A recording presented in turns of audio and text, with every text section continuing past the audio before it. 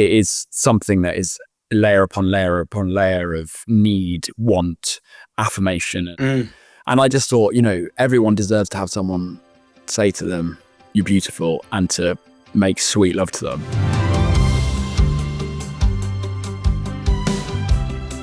Welcome back to Wicked, the official podcast, your all-access pass into Oz. Each week, we're taking you behind the scenes of one of the most beloved stories ever told, following the cast and creative team who brought Jon M's epic vision to life. It's me, your trusted host, Chris Murphy. I'm a staff writer at Vanity Fair, and I'll continue to be your guide on this epic journey full of fate, magic, and friendship. Today, we're stepping into the music of Wicked for Good, the melodies and motifs that brought Oz to life note by note. Unlimited.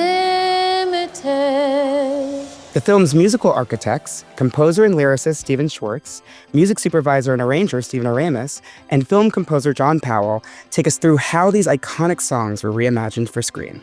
We'll also hear from director Jon M and producer Marc Platt about the bold choices and changes that shaped the story's rhythm. And Cynthia Erivo, Ariana Grande, Jonathan Bailey, Marissa Bode, and Jeff Goldblum will tell us how living inside each of these songs reshaped the way they understood their characters and themselves. Haven't you heard? I'm the Wicked Witch of the West. Also, be warned, today we're officially entering spoiler territory. If you've seen Wicked on Broadway or you know the soundtrack by heart, you shouldn't be too surprised. We'll be talking about what changed from Wicked on Broadway to Wicked for Good and how those choices shaped the story you see on screen. If you're listening to this, you probably know that Wicked for Good has 2 new songs as well. Don't worry, we'll discuss those next week. But still, if you want to go into the movie without any spoilers, maybe save this episode for after you've seen Wicked for Good. I'm obsessulated.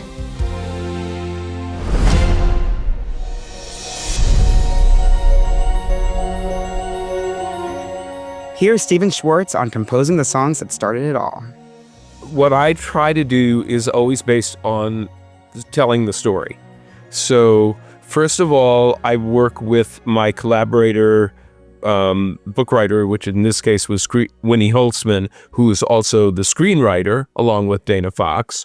And when we first started, our producer, Marc Platt. And, we talked for quite a while about the story and trying to break down the structure. And frankly, we did the same thing when we were making it into movies. And then identify where in the story would be best told through music, either a song or a choreographic moment, etc. And then I basically take the path of least resistance, which is to identify which is the song moment that I feel I have the best handle on. And I start with that. It's very rarely the first number, although actually in the case of Wicked, the very first thing that I wrote was a version of No One Mourns the Wicked. Wow, okay, cool. No one mourns the wicked. No one mourns the wicked. But then I jumped around a bit. And also I'll try to gather riffs or themes. I'm not at a piano now, but very early I had that kind of low end bum bum bum bum bum that was supposed to be kind of the witch's power, and that ultimately turned into Defying Gravity, though I didn't write that song for several months afterwards.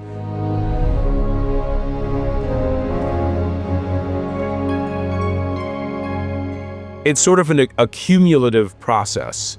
And one song, when I and my collaborators feel I've gotten it right, reveals something else. And motifs emerge, things that can be repeated and mean different things at different times. But it's not all planned out in advance. It's sort of a journey of discovery. Continuing that journey of discovery is longtime Wicked music supervisor and arranger Stephen Oremus, who's been helping shape the sound of Oz since the very beginning. I think this month is the 25th anniversary of our first reading of Act 1. Wow. It was about 3 hours long. I'm exaggerating, but it was Not much. You're not exaggerating much. Indeed. And it was, me at a little piano with like 10 actors, just trying to get some of the basic ideas across and to gauge people's interest about like, what do we have a show here, and it turns out we did. And we just kept developing it. We developed it for about 3 years prior to Broadway, getting to Broadway and everything. So it was intense. When it came time to adapt Wicked for film, the team turned to composer John Powell, whose sweeping scores for films like How to Train Your Dragon and The Bourne Identity have made him one of Hollywood's most versatile musical storytellers. Here's John on how he made his way into the world of Wicked. The very first thing I ever did when I came to Hollywood was work on Prince of Egypt. And so I got to meet, and work on some of the songs with Stephen on then. And we kept in touch, but it was this particular call I got, which is, from Mike Knobloch, who said, Stephen and I have been talking, and Mark, who's like, we think maybe you'd be good to do this. And then I had that terrible moment when do I tell them all I've not seen Wicked? Wow, you hadn't seen it. No, I hadn't seen it. And actually, I hope that my value as well to everyone, John Chu as well, was sort of being the virgin of actually saying, okay, this is changing from one art form to another. And my job will be to be there for those people who, like me, haven't seen it.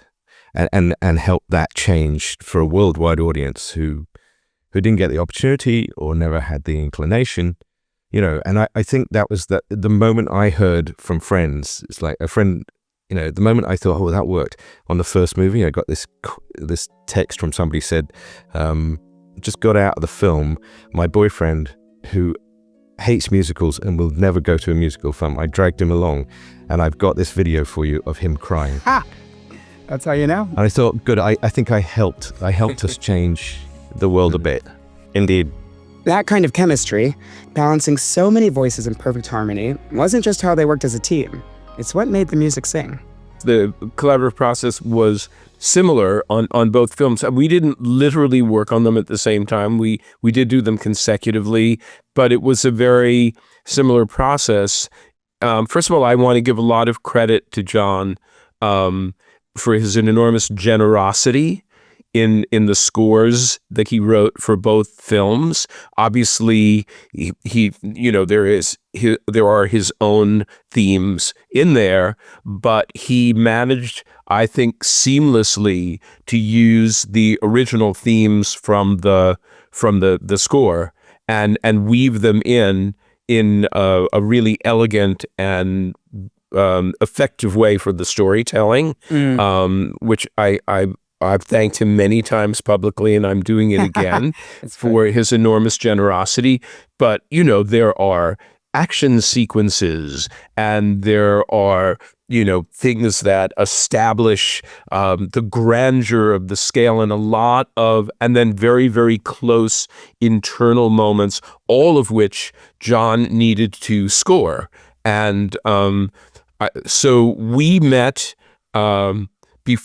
up before John started and just talked through all the themes and what could they be used for and where would he need to create a new theme, etc. And so we kind of had a plan, and then and then he went at it. There were occasional things within numbers where I would do the score just to have a kind of continuity, and sometimes we would hand off back and forth. Like in Defying Gravity, I'll write this part, but then when she gets the broom and it rises up, John, I think I need to kick that over to you. Wow. So there was a lot of collaboration as to kind of who was doing what. And I feel like one of the really successful things about the score is its seamlessness. And that's a great tribute to John, I have to say. Chris, when you were asking Stephen about his songwriting process, what I've never told you, Stephen, is that first time we sort of got together and I said, I need 2 days with you. Part of that was I wanted to try and figure out how you write such good tunes. So a lot of that was me pumping you for information. Right. What did you learn? What did you learn?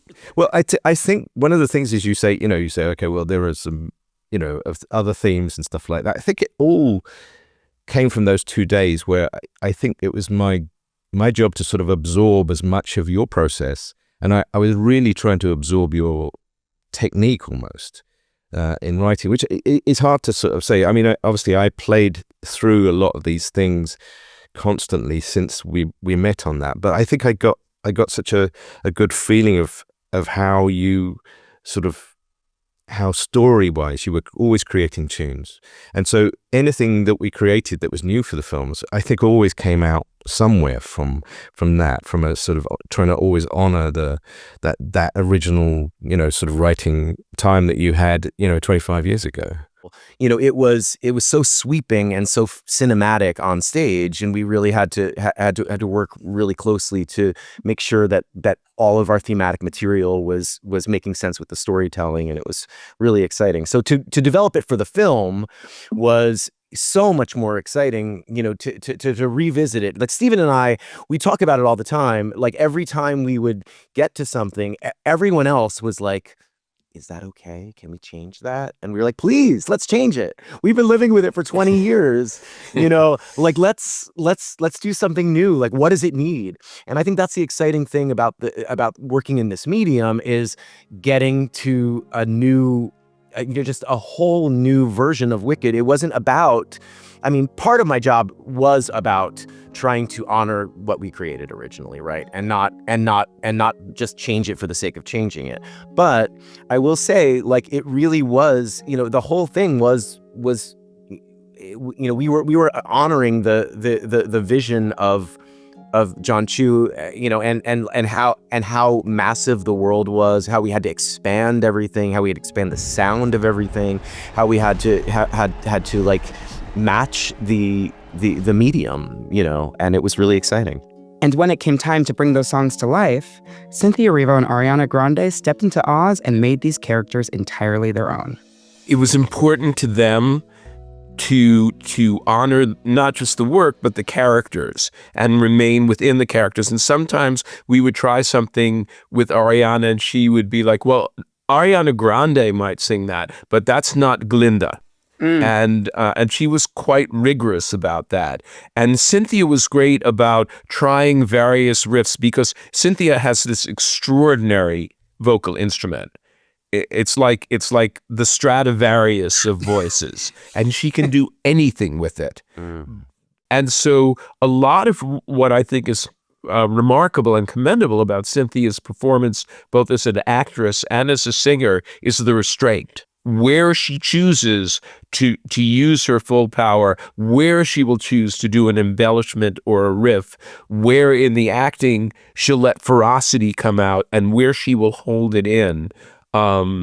I think is a mark of her, to her credit as an artist. But we would make choices together, Cynthia and I and Stephen, about, okay, well, I think this riff will work, but actually, if you're going to do that, then don't do the one over here. And we would work it out. And it wasn't that she would do exactly that when she got on camera and was just letting it happen, but the choices of where to do it had kind of been worked out in advance. Both of these women are so extraordinary as like, once they lock in what they're going to do, what's brilliant about it is how alive it stays each time, and how incredibly new it feels each time. It's like you can go like, take by take and be like, well, it sounds almost the same, but it was, and it's so thrilling. It's like sculpting the greatest,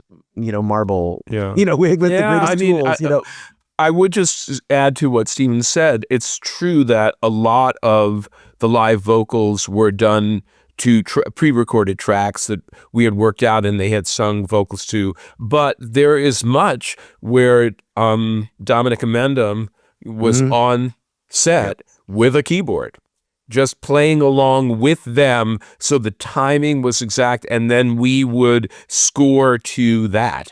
Wow. build it. We would build a whole new tempo map. So they like wouldn't for good. be trapped in some of the more rubato and free sections.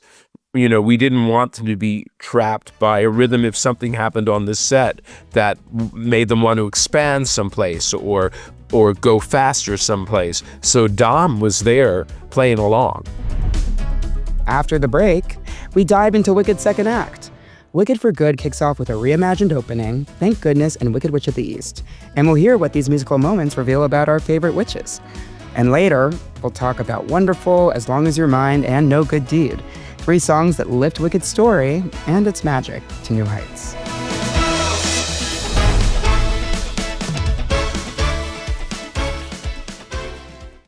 As a storyteller growing up watching movies, this is the dream. This is universal. Welcome to Scene on the Screen, hosted by me, Jacqueline Coley from Rotten Tomatoes. We're your all-access pass to the people who bring your favorite Universal films to life. We play games. These are based off of quotes. Suppose a task cannot be completed. From Wild Robot. Talk movies. It literally is a moving painting. And spill the tea. I hit our stunt performer so hard, they had the imprint of my shoe on his chest.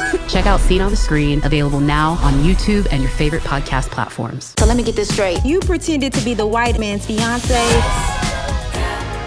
but ended up catching feelings for the black Italian cousin brother? Get some Shonda Rhimes. Welcome back. A quick warning before we go any further. From here on out, the spoilers will be flying. We're stepping into Act 2 of Wicked's story, as it unfolds on screen in Wicked for Good, featuring a whole new beginning with a bold new sound. Here's director Jon M on reimagining those first moments of the film. I remember pitching it to Stephen Schwartz for the first time. The cold open's going to begin with her as the superhero. She comes in, she's like, you see her in the shadows, and she just comes in rip roaring, and then you present the new Elphaba and how you're going to see her now. And he was like, hell yes, let's do that. Yes. Because before we had a different opening, we started sort of traditionally in the Thank Goodness world, and it just didn't set up the propaganda that had happened. It didn't set up what happened with Glinda ever since then. It did some of those things, but it did it in such a rushed way. Like, I didn't get any sense of each of them individually. So with this new opening number, in accordance to the cold open, we got to set up, hey, you've been gone for a year or more, in movie time. Here's where it's at. Jon's new opening didn't just change what we see, it changed what we hear as well. Here's Stephen Schwartz. Few people are as good at scores for action sequences as John Powell. So it's so great to kick that off. And then we had to really find out, where are we in terms of what's happening with Elphaba, what's happening with Glinda, what's happening with the world, how has the propaganda machine of the Wizard and Morrible been functioning to try and set up these alternate facts, if you will. I think when you leave her, she sort of made a decision to sort of become this sort of renegade hero. This is, of course, Cynthia Erivo. Trying to save the animals, trying to save Oz, trying to get the truth out of the wizard, trying to get the truth out of Madame Morrible, knowing all of that. And I think obviously she leaves her feeling becoming who she's meant to be, but there's a measure of pain because she has to do it on her own. And so what you sort of where you meet her is as a solitary being, who has sort of been practicing and learning about herself and her magic and what she can do. We meet her in a more powerful space. She now has dominion over flying, so that she's not necessarily flying with the broom. The broom is just is a part of who she is, and she can use it when she wants to, and she doesn't have to either. She's sort of taken on the mantle of being the Wicked Witch, but she's still trying to fight against what people believe of her, because there's a part of her that I think believes that people will come to see the truth. Yeah. Because she really is about trying to get the truth out of people and trying to tell the truth. And that's where you meet her at the beginning of the first film. That shifts and that changes as you go along with that in the journey. Elphaba's solitude gives way to Glinda's spotlight. And with Thank Goodness, we start to see the toll it takes on Glinda to keep up her perfect facade. couldn't be happier. Right, dear, couldn't be happier. Right here, look what we've got. A fairy tale plot, our very own happy ending. Here's Jon M. Chu. And you really get to see Ari do her thing in this, because she has to play, again, very, very technical. She has to be the facade of Glinda the Good. She has to be our Glinda from movie 1, which is sort of naive and innocent, but she's a real person in that. And then she has to be this person with Fiyero, someone who she actually genuinely loves this person. Her heart breaks with the fact that he's not as present as she feels like he should be, and he's trying to believe so hard that he is, and in a weird way, couldn't be happier is her finest moment of walking this line. I call it like a violin string of tone. Like, she has to be both presentable, because is it out loud or is it internal? And we get, as the audience, to go inside. And it's the power of musicals that we get this amazing tool to be inside somebody. Some people think that, doing a musical is actually louder and bigger and more presentational. But us people who love theater know that that's actually the opposite. Music gets us from inside of them, and it emerges from their dialogue. It emerges from their feelings when words aren't enough. And so she gets to do that in the most quietest, intimate way. We maybe have like 2 cuts in that. And it's not, just to be able to see where we're at, but she performs that in real time. Oh, God, and singing live too. And singing live, and not a wide where you get to distract people from these things. This close to her face. Yeah, we're like, she cannot have 1 ounce of falseness in this and sustain it for so long. And what you don't know is it's freezing cold that day. So she's like this before going in. We're like, are you okay? Can you do this? I mean, we almost didn't shoot it. It was so cold. And then she has her big parka on, and we're like, okay, ready? She's like, she would close her eyes. She would get super into it, rip the parka off, roll, and then she would have to do it, and she'd have to be totally still, because if you saw her shake 1 moment in it, it would veer the performance, or you'd be like, what's going on? Why is she distracted? Oh my God. You see, that's the type of stuff that we don't know. I would have never guessed that it was anything so but perfect.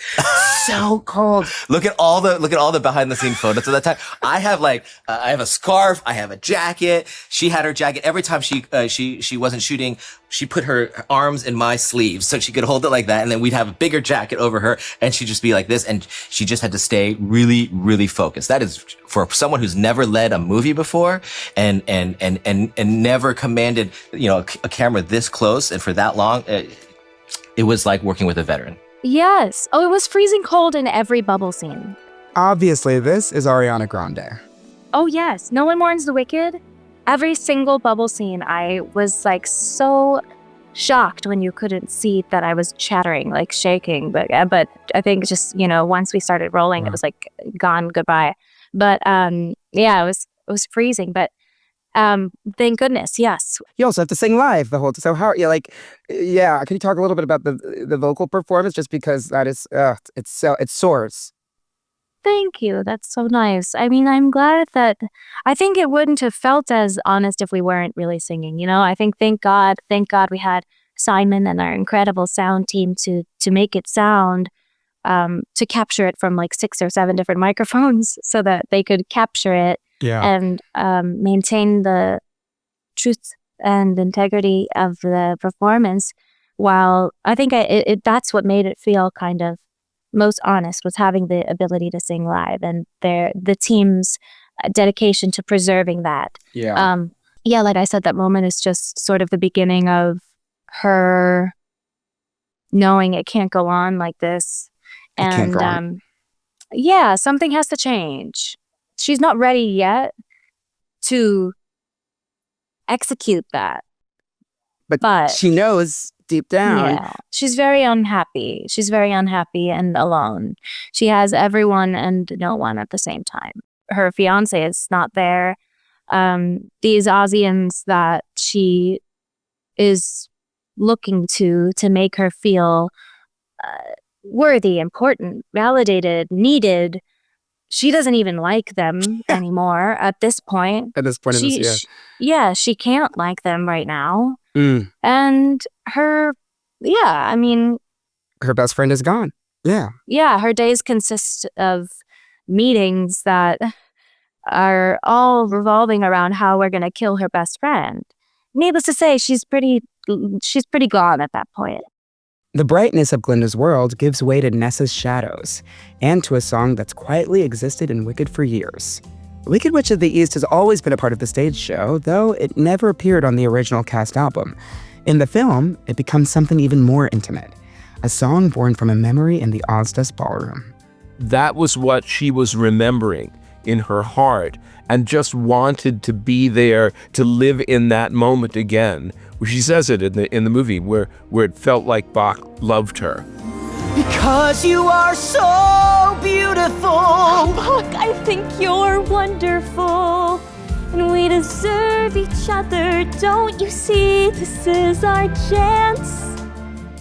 And so we used that music for her to sing to in the second movie. Though the end of it is the same as it is on Broadway. It evolved the way a lot of the numbers in the movie did. Floating on air is brilliant, and that's a beautiful metaphor. And then she floats. She's floating on air. That score there is gorgeous too. Oh my God. Well, it was very important to friends of ours, first friends, and then when we talked to the larger community as a whole of people who are in wheelchairs, that they felt like we don't feel like if only we could walk, our lives would be better. And I'm very close with Ali Stroker, the wonderful Tony-winning actress, incredible actress, who is in a wheelchair.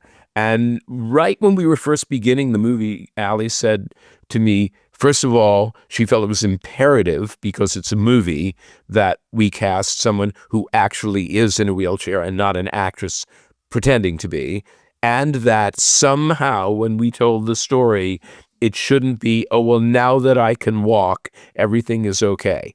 Totally. And we talked about this for a long time and came up with the idea of her, for a moment, having magic of her, being given magic of her own that allows her to float, which wouldn't we all like to be able to do that? And then again, we've said this before in this podcast, but John, it was very important musically to understand what is happening, when she has her magic and when it goes out, and what is happening as the magic drains away from her. And that was only told musically, and that was a great contribution of John's. I wasn't sure. It was one of those things where we weren't sure whether this was on the song team or the score team, because we sort of divided work up to try and get through it all in time. So Stephen, I get little bits of piano from New York, and we throw them in, and I looked through it with John as well, and I said, okay, I think what Stephen is saying and what we have to do in this thing is this, and this, and it's like, and so I'll clip a bit, so it'll go from demo to a real recording to a bit of Stephen playing piano and things, and you're looking at it, and it feels like chaos to everybody else, but the story is doing this in my head, and that's what I'm always following. So that bit when she floats, Stephen, was, it's really what you did. You just were kind of cranking it in New York, and we just slotted that in there, and it's like, and nobody else would have sat there and gone, oh, this is fantastic, because it was just a piano suddenly, and it's like on a voice memo. Putting up my iPhone and playing it into a voice memo. That's so cool. Yeah, and it did that thing. You took the material that she'd had that beautiful moment in film one where she was feeling loved. You took that and you made this incredibly joyful, sort of 8 measures there. And so I immediately knew this had to be this giant, beautiful sort of version of that. And then the timing of getting when she understood that she was not loved by by Bach, and trying to sort of step down there, and again a little voice memo had come in of Stephen kind of crunching some harmony together against his vocal, and I was like, yes, I know what Stephen means, and it's like, and we had to change a few things, but basically it was that thing, it was this feeling of disappointment. And so it's amazing when you have the right idea, it doesn't have to be perfect. It just has to be clear, I think. And that's what made this sort of collaborative process work. And also, I would say that John talked a little bit about it, but like, it really was down to the wire on this one. I mean, the incredible detail and darkness and multi-layered work that John did there was just, it's so incredibly beautiful. Yeah. And so much of that was, again, like one of the very last cues that John even recorded. Well, we were almost not going to put it on the album again. Yeah. And then talking about it, we just felt like, well, we have to. We have to, for Marissa, for Ethan, for the fans. We've just got to. And that actually spurred us to get it finished. Yeah, that's me playing the piano on that one. That's right. That's Stephen's appearance. That's amazing. That's my little guest appearance there. That song specifically is really something that I think a lot of audiences can relate to, is the feeling of wanting to hold on to the feeling, and wanting to go back to a certain time in your life, or go back to something or a moment that you truly felt your happiest. This is Marissa Bode, our Nessarose. For her, Wicked Witch of the East is a moment of recognition and of release. After the Ozda scene, I think the whole friend group comes closer. Like, I think Nessa in that becomes closer to Elphaba and even Glinda and Pharaoh. And I think that's also a moment where she's like, I have friends. Like, I finally have a community.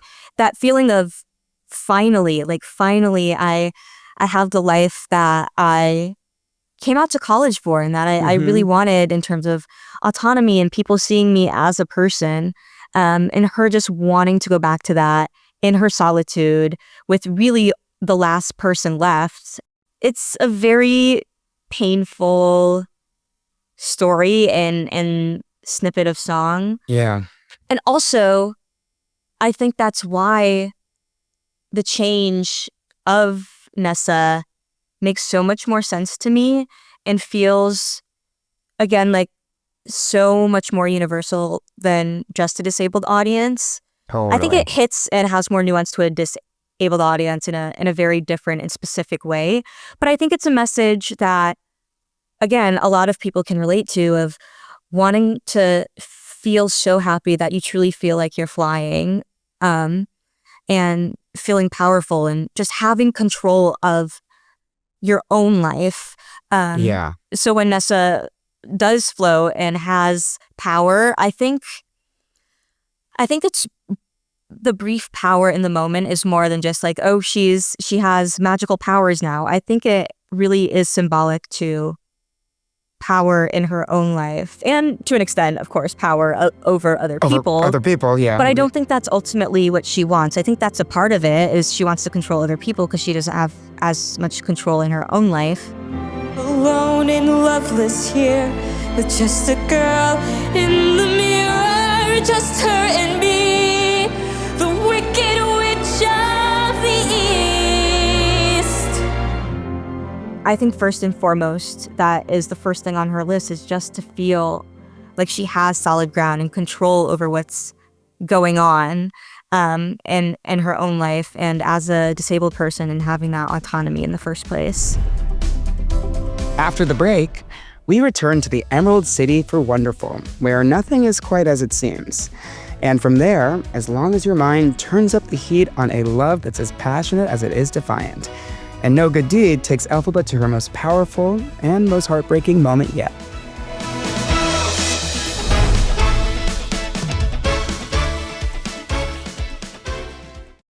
Join me, Jacqueline Coley, as I sit down with Marc Platt, producer of Wicked and Wicked for Good, as he reveals how his family and collaborations have shaped his storytelling.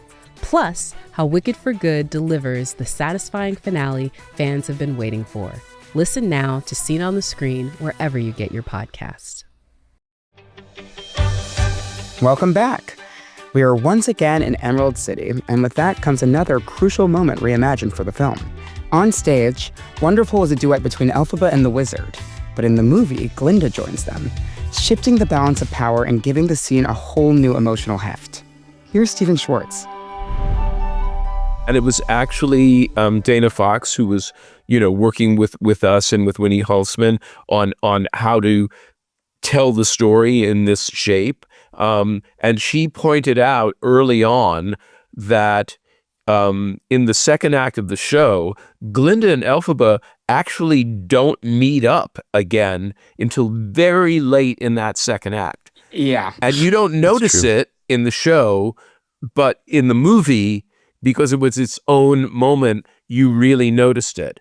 And then that led to a discussion like, well, where should they meet up? And then the idea came, well, when she goes back to the Emerald City to confront the wizard, really she should see Glinda.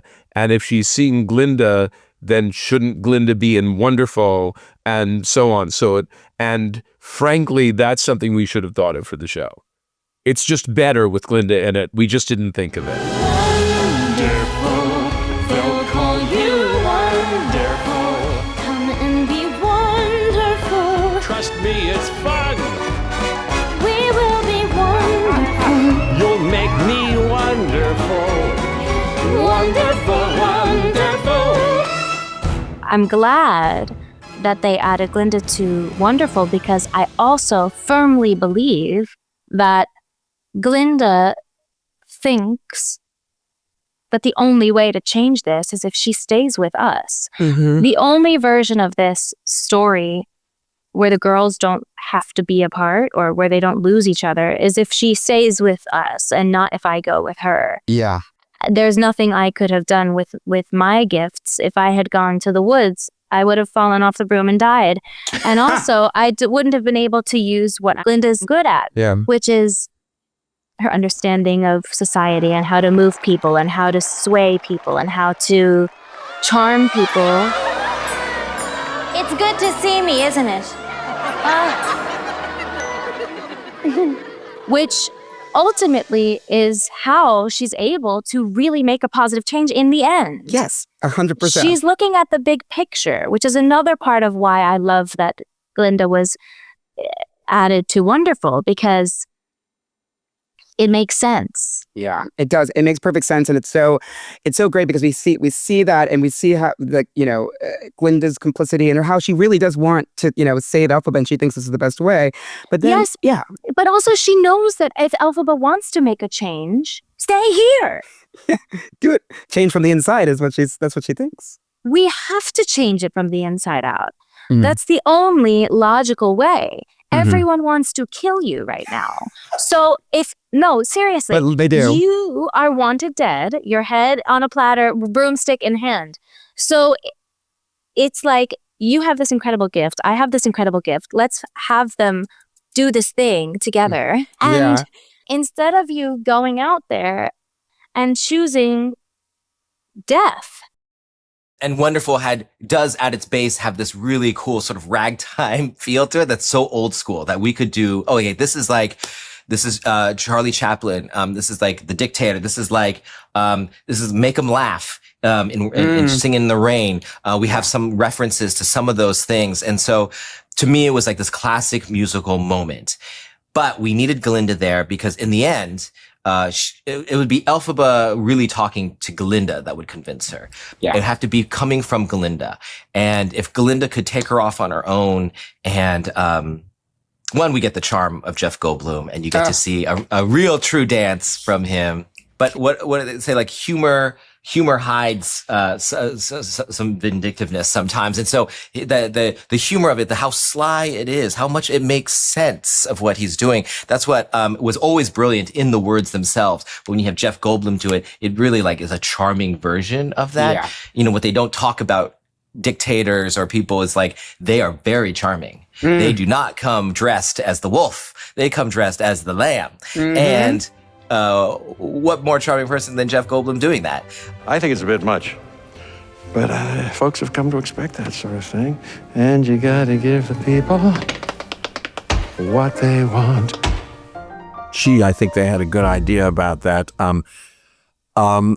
it was a nice number in the second act. And like I talked about, Sentimental Man, Jon M said, here's what I think we should do. Although on the day we improvised and came up, he had some more ideas and different ideas, and we made the best of it. But he had a whole plan on this line, here's what you're doing, on this line, on the next line, this is what you're doing. So it was chock full of visual ideas and gags and content. And so, and with Chris Scott, the great choreographer with whom he works, we worked on that and rehearsed it. And there was that. So here's the changes, yes, that were made from the play. Stephen Schwartz reconceived the whole thing. So instead of a musical scene between me and Elphaba, it's now a scene where Glinda, like you say, joins and helps enroll her in this idea. And even though she has been, fervently against me for very good reasons, how do I turn her around like that? It was always a little incredible in the play, but I think what they fixed up here is that with Glinda's participation, Elphaba is by and by during these moments of the number, seduced into, okay, my friend is saying it. I haven't seen her for 4 years, and this may be okay. And he sure is a fun guy, and this does seem fun. And what he's saying, a lot of what I'm saying in that number is not only relevant, but important, articulate, and interesting idea-wise. And then Stephen Schwartz rewrote the opening. I don't know if you know it well enough to know that he threw out the whole first part of that song. Yeah. And rewrote it in a way that was very good, I think. Anyway, and with the orchestration that he did and John Powell, and then how about Joe McLaren, who was the stunt person, the stunt coordinator? She put me in that harness. So at one point I had to sing live and be just like Elphaba did on many occasions, and much more radically than I did, but just be getting lifted up 40 feet in the air and singing an A natural, was something. It's pretty hard. How was your defying gravity moment?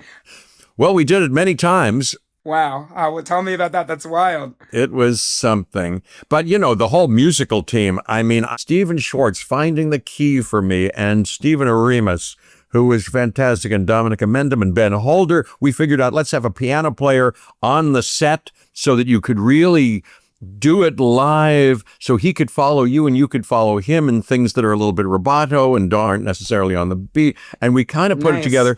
And then Simon Hayes, who was the great recordist, got the sound there live. That was all usable. That's what we did. Even though we went into the studio afterwards with Greg Wells and Stephen Schwartz and recorded it all, I think they used everything that we did live on the set, which makes it different and feel more real, I think. But hey, how about working with, you mentioned it with Ariana and Cynthia once again. We did it all together, but...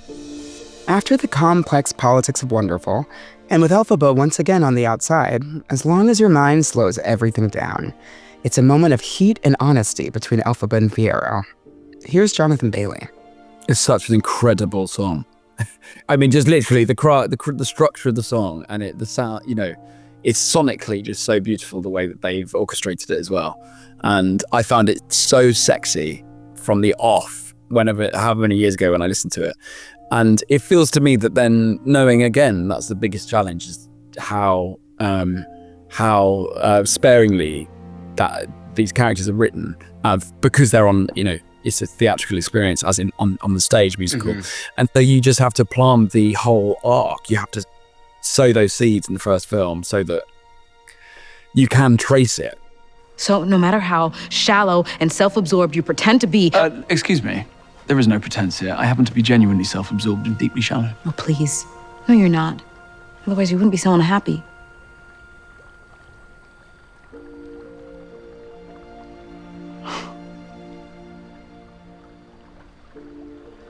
Fine. But if you don't want my help... No, I do.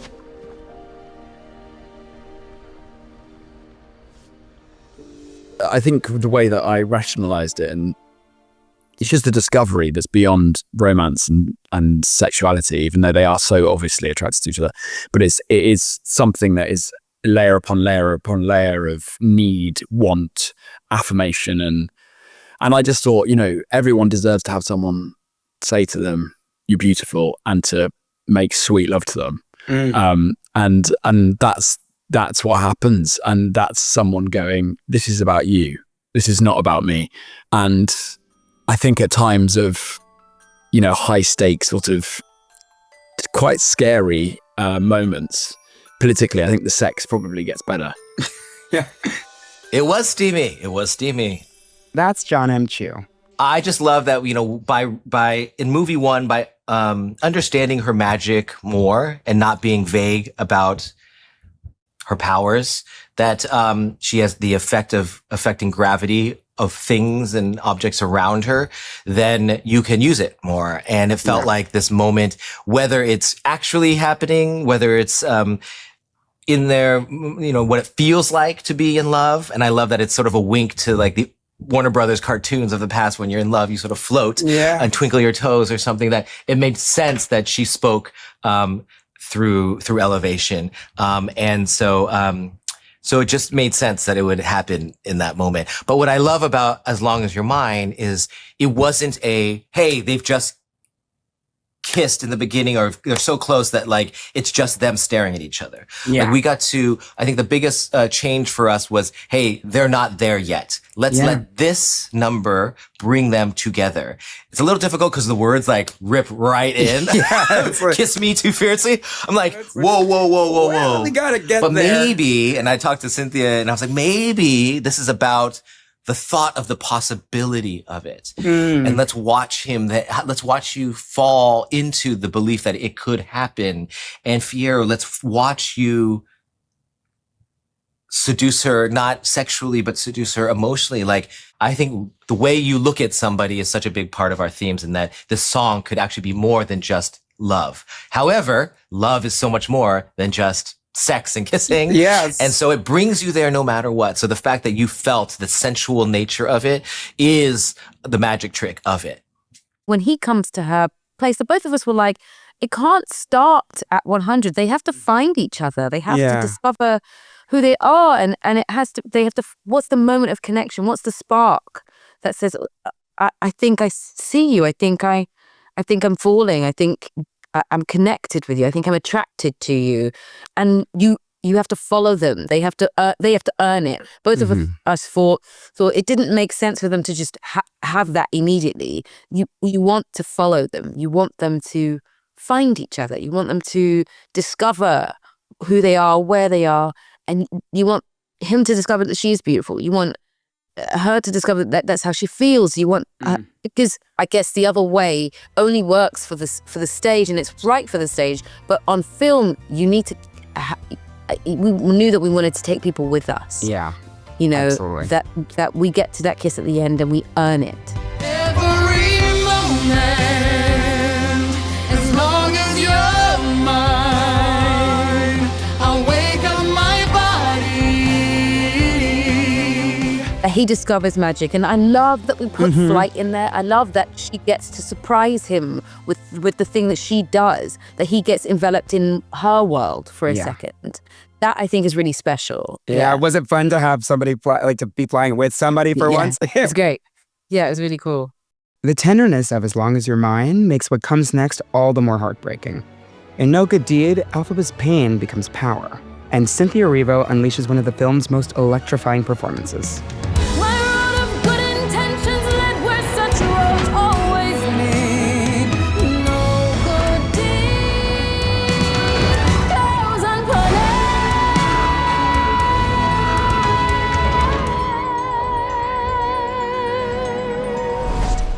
I'm going to be a little musical theater annoying right now, but the vocal performance on No Good Deed, are you kidding me? I know that you come up with riffs and choices in the moment, but I do need you to break down how you made that song your own. You absolutely tear into it. I've never heard it sung like that. I'm still geeking out.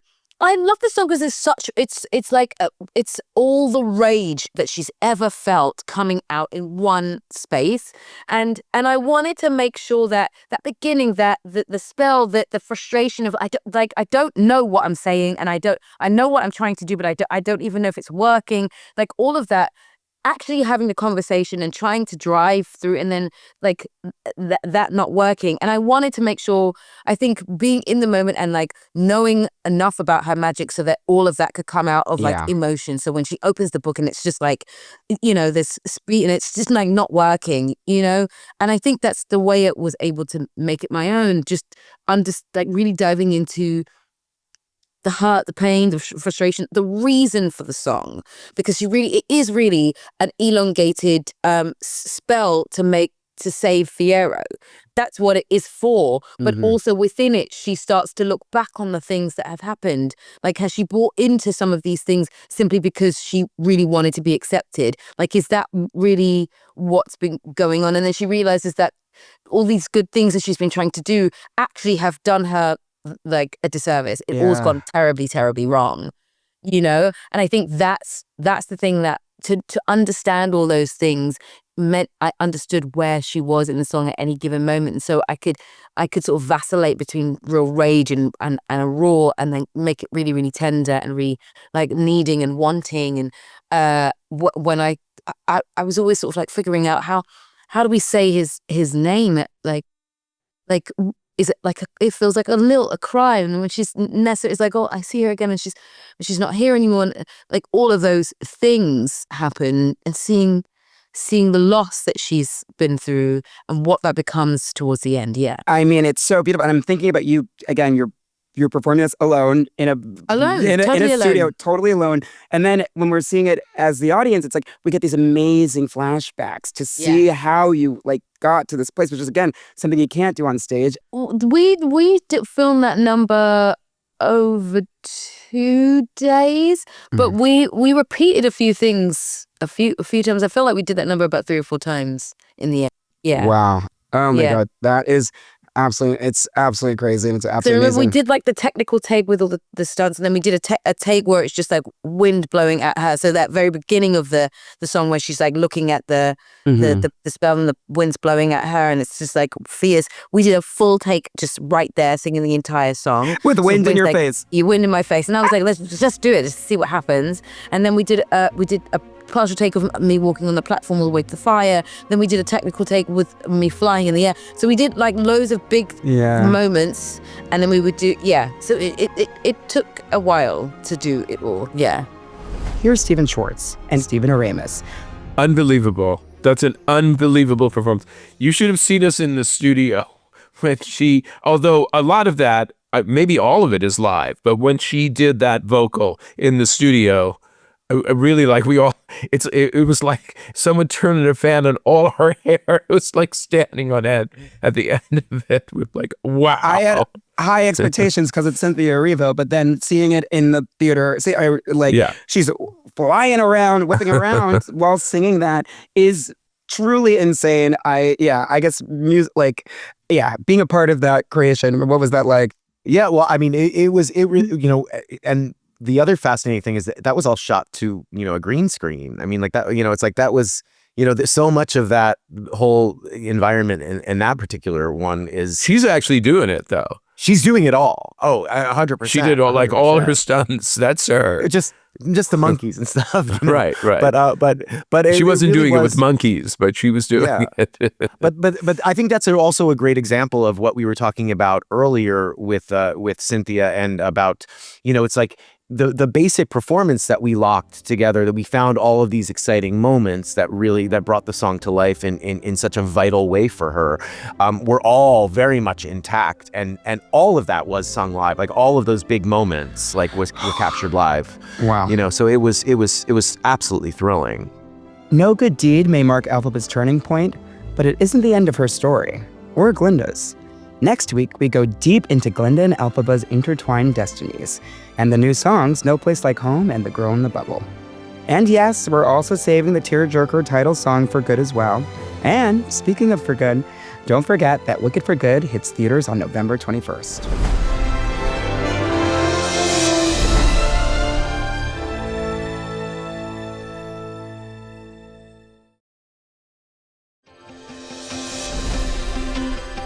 The official Wicked podcast is a Straw Hut Media production in association with Universal Pictures and Vanity Fair, hosted by Chris Murphy. Video, soundtrack, and music from Wicked and Wicked for Good, courtesy of Universal Pictures. Produced and edited by Maggie Bowles, Ryan Tillotson, and Madison Cross. Mixing, sound design, and video editing by Silvana Alcala. Additional graphics by Ali Ahmed and Anna Claire Munoz. Production assistant Ashley Kane. With special thanks to our partners at Universal Pictures. Nicole Cuenca, Jennifer Chamberlain, Holly Vanderboord, Dean Smith, Madeline Marfis, Madison Fishman, Samantha Duarte, Katie Malley, Abby Holmes, Nikki Walsh, Marissa Mahoney, Allie Grove, and Vanessa Nakara. New episodes every Thursday. See you next week. Let's have them do this thing together. Yeah.